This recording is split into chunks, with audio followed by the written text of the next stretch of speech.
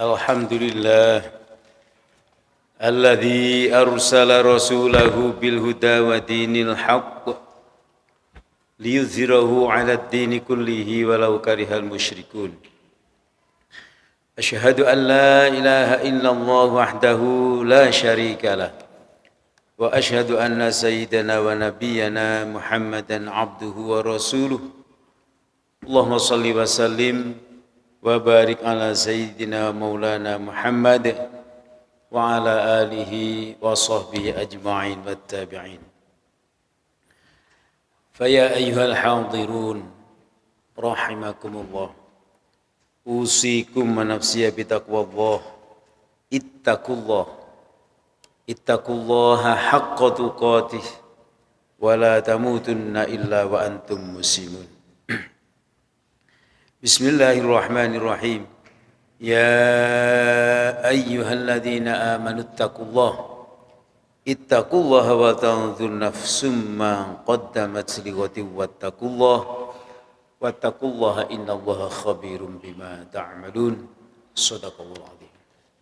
Jamaah sidang Jumat rahimakumullah, kita bersyukur kehadirat Allah Subhanahu wa taala.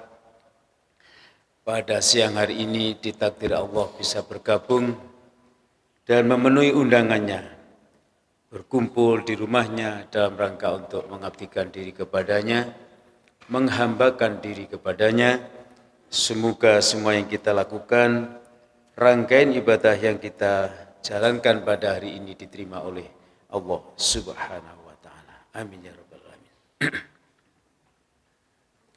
Surah An-Nisa ayat 9 berbicara tentang kaderisasi. Dan masih puluhan surat lagi yang berbicara tentang kaderisasi. Momen yang barusan kita lakukan memperingati besar-besaran, yaitu juga tentang kaderisasi, di mana seorang Ismail, putra Nabi Ibrahim alaihissalam, telah dipastikan menjadi kader yang luar biasa. Dan jamaah rahimakumullah, mengapa Ismail dengan kekuatan imannya, dia meletakkan Allah di atas segala-galanya untuk ukuran anak kecil. Untuk ukuran anak kecil, dia meletakkan Allah di atas segala-galanya. Dia menjadikan Allah betul-betul sesembahan. Dia menjadikan Allah betul-betul nomor wahid. Dia mengorbankan hidup dan matinya juga untuk Allah semata.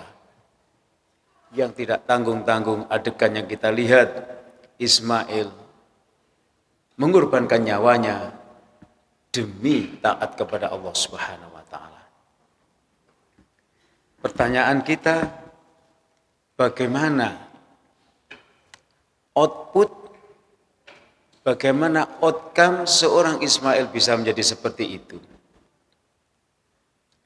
Kalau kita bandingkan anak-anak kita, jangankan nyawanya diserahkan, uang 10.000 itu digandoli, jangan sampai masuk kotak masjid, padahal itu sudah dikasih jatah oleh ayah ibunya dari rumah.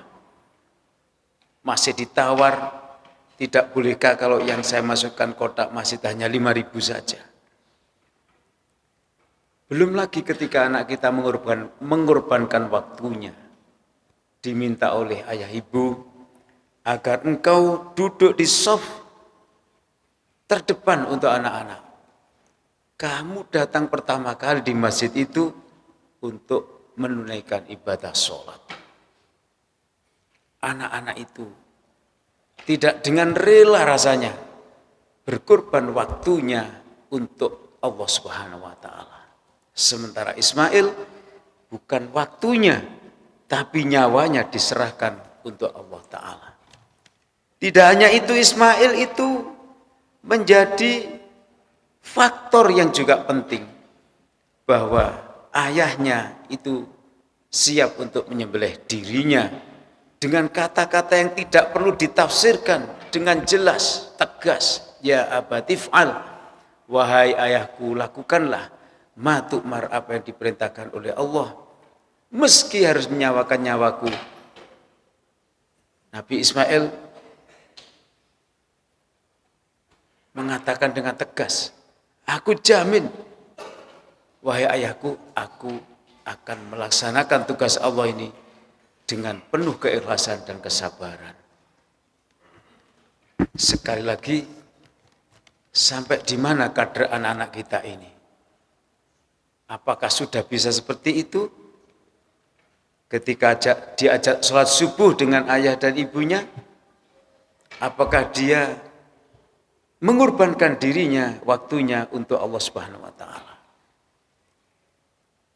Sekali lagi, bagaimana cara mendidik Ibrahim alaihissalam mencetak putranya yang bernama Ismail yang dia cintai, mencetak menjadi apa? Kok bisa seperti itu? Itu bagaimana caranya? Jamaah rahimakumullah, kita bisa membaca di antaranya beberapa hal tentang strateginya. Pertama adalah dalam surah Al-Mumtahanah, surah yang ke-60 pada ayat 4 dan ayat 6.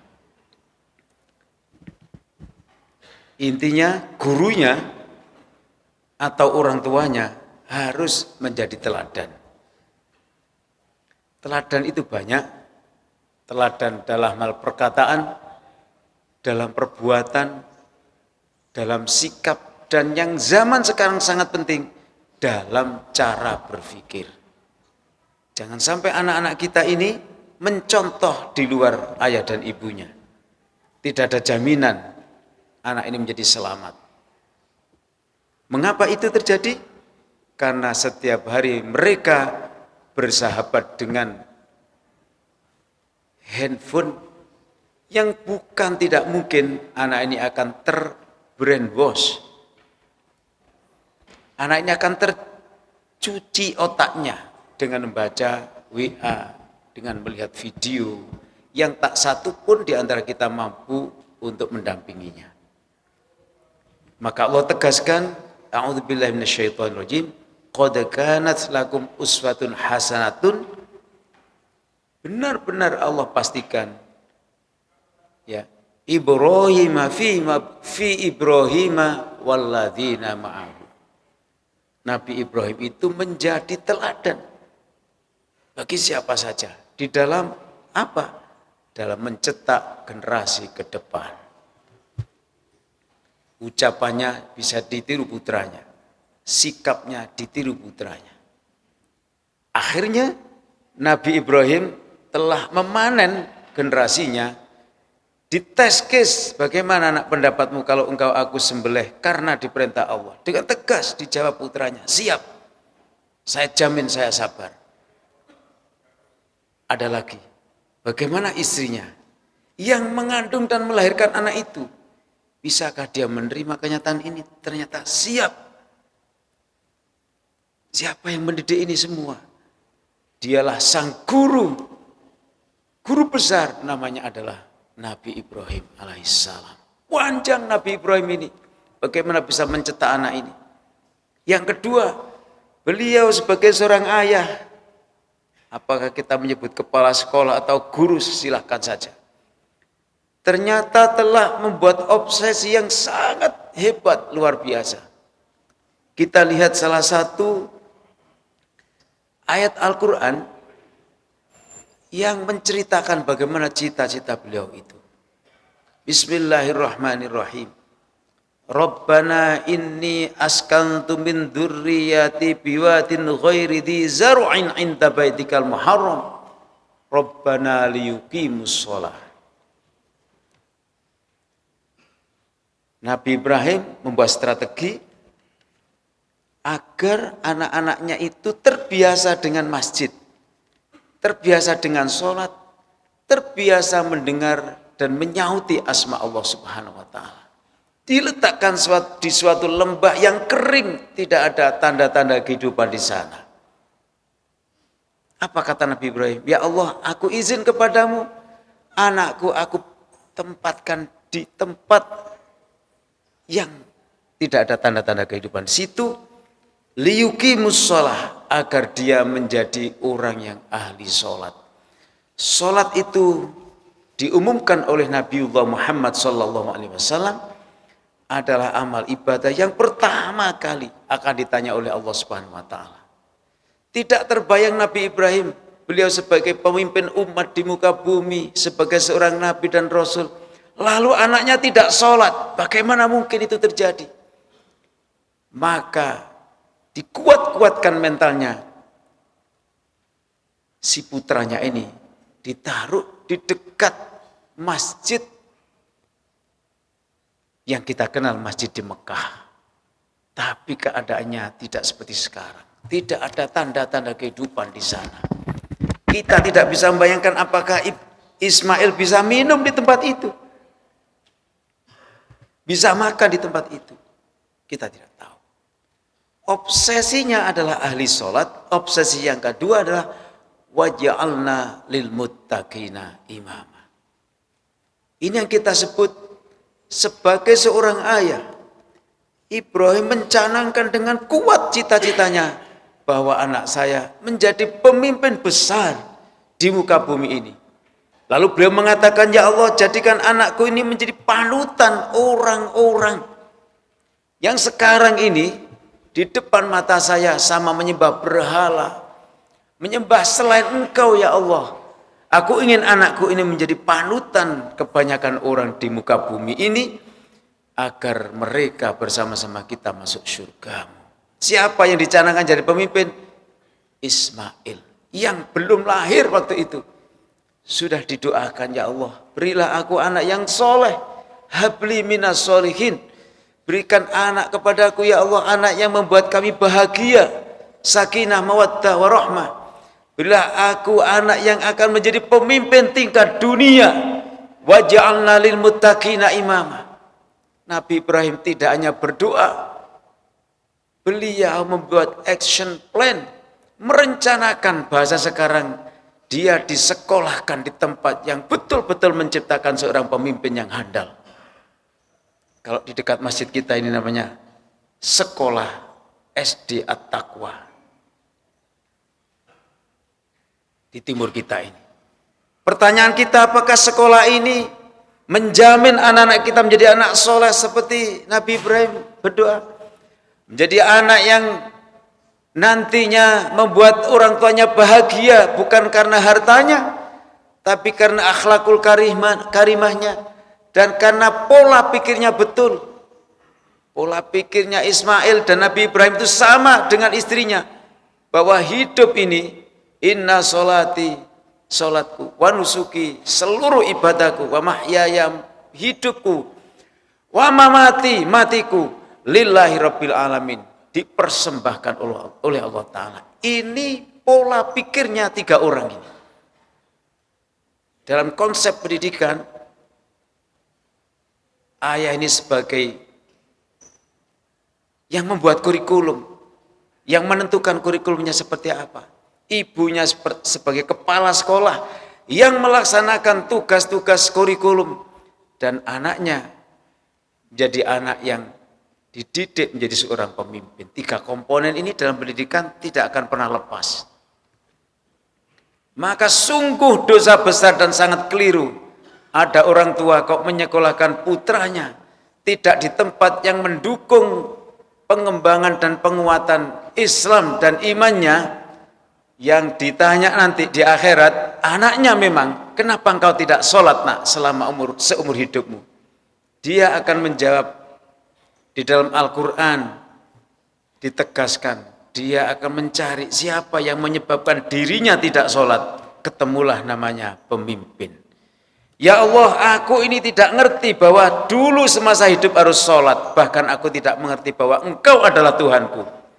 Maka saya usul, bahasa halusnya, agar orang yang memimpin saya semasa saya hidup, Engkau siksa lebih dulu dan lebih besar, lebih berat siksanya daripada Engkau menyiksa aku, karena sesungguhnya aku tidak menyembah Engkau, bukan salahku, tapi salah yang mendidik aku. Kita tidak bisa berkutik, Kita banting tulang sampai siang ini, kepala jadi kaki, kaki jadi kepala. Mencari uang menyekolahkan anak kita untuk masa depan mereka, kata kita. Tapi kita teledor bahwa anak-anak kita keliru, tidak disekolahkan di tempat yang membuat dia menjadi Ismail alaihissalam. Maka kita harus dialog, betulkah sekolah yang di mana anak kita sekolah itu menjamin anak kita bisa membaca Al-Quran, mengerti kandungan Quran, mengerti bagaimana berakhlakul karimah, dan seterusnya. Kalau itu kita tidak tanyakan dan ternyata anak kita dididik menjadi orang kafir, taubat pasti yang dijemur oleh Allah, yang diadab oleh Allah adalah kita, bukan anak kita. Mereka akan protes pada Allah. Ya laitana atokna sadatana wa kubaro'ana fa'adalluna sabila. Rabbana atihim di'afaini minal adhabi wal anhum la'nan kabiro. Tak mampu lagi kita membaca surat dan ayat ini kecuali menangis. Jamaah rahimakumullah. Obsesi ke depan Ibrahim menciptakan anak menjadi pemimpin bagi orang yang bertakwa, pemimpin tingkat dunia. Lalu kalau khutbah ini akan kita tiru perilaku Ibrahim, pertanyaannya, sudahkah kita mencanangkan cita-cita itu, ucapan, niatan, sumpah kita sampai sekolahnya anak kita? Di mana dia dididik itu? Kalau belum, maka tidak relevan kalau kita akan mencontoh Nabi Ibrahim dan Nabi Ismail alaihissalam. Satu lagi, Bapak Ibu sekalian jamaah rahimakumullah, Nabi Ibrahim ternyata melibatkan Ismail, melibatkan anaknya. Bagaimana agar anak ini merasakan, melakukan, betul-betul melakukan bagaimana amal-amal ibadah sosial yang diajarkan oleh Islam. Mungkin kalau siang ini kita bawain anak-anak kita uang memasukkan, jangan kita, anak-anak yang masukkan uang ke kotak masjid. Dengan keinginan, ya Allah jadikan anakku ini di otaknya, dia sering dan suka dan senang untuk berinfak. Doa kita, ya Allah jadikan anak-anakku berkeinginan jadi orang yang kaya raya, tapi hartanya untuk membangun sinergi hidup di akhirat bersamamu. Bukan kedonyan, tapi untuk ibadah uangnya itu. Doa kita ini diterima oleh Allah, maka anak-anak itu bercita-cita jadi orang yang kaya raya. Dan sesudah kaya dia sudah merancang membuat masjid, membuat sekolah, menjadikan anak-anak yatim piatu dan anak-anak duafa menjadi anak-anak yang sarjana minimal S3. Subhanallah. Yang akan dikawal oleh malaikat masuk surga bukan hanya anak itu, tapi siapa yang mendidik anak ini seperti ini, dicari. Ialah ayahnya. Bapak Ibu sekalian, maka tanpa basa-basi Nabi Ibrahim melibatkan Ismail alaihissalam, mengumpulkan batu-batu. Kita lihat, kita bayangkan, mencari batu, mengaduk luluh bahasa sekarang. Untuk apa? Merenovasi, membangun gedung yang kita kenal Ka'bah, Baitullah. Dia pasti bertanya, ayah ini apa Ka'bah ini? Untuk apa? Apa manfaatnya? Apa hubungannya dengan engkau mencetak aku sebagai seorang pemimpin? Apa hubungannya engkau inginkan sebagai seorang anak yang soleh? Dan seterusnya, dan seterusnya. Bertubi-tubi pertanyaan itu akan dilontarkan oleh lisan Ismail kepada ayahnya. Ibunya sebagai seorang kepala sekolah, ibaratnya begitu yang disebut oleh Rasulullah sebagai ibu adalah sebagai madrasah pertama bagi anaknya, menjadi pendamping yang luar biasa. Akhirnya Ismail yang masih kecil itu sudah menjadi kebiasaan sholat 5 waktu bahasa sekarang. Sudah menjadi kebiasaan menjadi orang yang mengorbankan apa yang ia miliki untuk kepentingan Allah. Bahkan dia sudah ikut kerja bakti bersama ayahnya.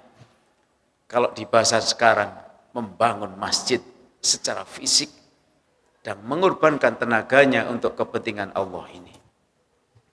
Mudah-mudahan khutbah ini mendapat ridho dan barokah Allah Subhanahu wa taala. Mudah-mudahan Allah Subhanahu wa taala memberikan barokah pada cara berpikir kita dan anak-anak kita menjadi Ibrahim dan Ismail alaihissalam. Mudah-mudahan anak-anak kita menjadi anak-anak yang qurrata ayun. Waj'alna lil muttaqina imama. Waj'alna lil muttaqina imama. Ya Allah, berilah keberkahan dan kekuatan kami para orang tua mendidik anak-anak kami menjadi anak-anak yang kuat iman dan Islamnya, tak tergoyahkan oleh zaman dan keadaan. Menyusul dia menjadi orang-orang yang seperti Ismail alaihi salam. Amin ya rabbal alamin. Barakallahu li wa lakum fil Qur'anil azim. Wa nafa'ani wa iyyakum bima fihi minal ayati wadh-dhikril hakim. Wa taqabbala minni wa minkum tilawatahu innahu wal ghafurur rahim.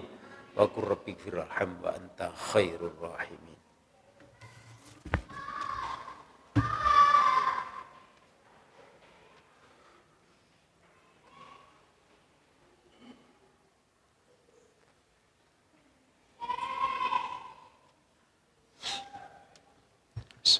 Alhamdulillahirabbil alamin alladzi hadana li hadza wa ma kunna linahtadiya laula an hadanallah.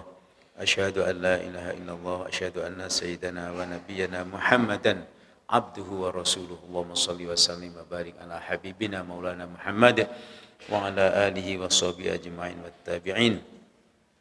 Fa ya ayyuhal hadirun rahimakumullah, usikum wa nafsi bi taqwallah, ittaqullaha haqqa tuqatih wa la tamutunna illa wa antum muslimun. A'udzu billahi minasyaitonir rajim. Wal 'asri innal insana lafi khusrin illa alladziina aamanu wa 'amilus solihati wa tawassaw bil haqqi wa tawassaw bis sabr. Innallaha malaikatahu yusholluna 'alan nabiy ya ayyuhalladzina aamanu shallu 'alaihi wa sallimu taslima. Alhamdulillahi rabbil alamin. Allahumma ighfir lil mu'minin wal mu'minat wal muslimin wal muslimat al ahya'i minhum wal amwat. Bimbinglah kami para ayah dan ibu ya Allah, bisa mendidik anak-anak kami menjadi orang yang muttaqin, orang yang bertakwa kepadamu ya Allah, orang mukmin yang kuat imannya ya Allah. Waj'alna lil muttaqina imama ya Allah. Jadikan anak-anak keturunan kami pemimpin-pemimpin besar di negeri ini ya Allah. Pemimpin-pemimpin tingkat dunia ya Allah, yang dapat mengarahkan umat manusia menuju surgamu ya Allah. Bi rahmatika ya arhamar rahimin. Rabbana ighfir lana dzunubana wa liwalidayna warhamhuma kama rabbayana shaghira. Rabbana atina fid dunya hasanah wa fil akhirati hasanah wa qina adzabannar. Walhamdulillahirabbil alamin. Ibadallah, innallaha ya'muru bil 'adli wal ihsan wa ita'i dzil qurba wa yanha 'anil fahsya'i wal munkar wal baghi ya'idukum la'allakum tadhakkarun. Wa la dzikrullahi akbar.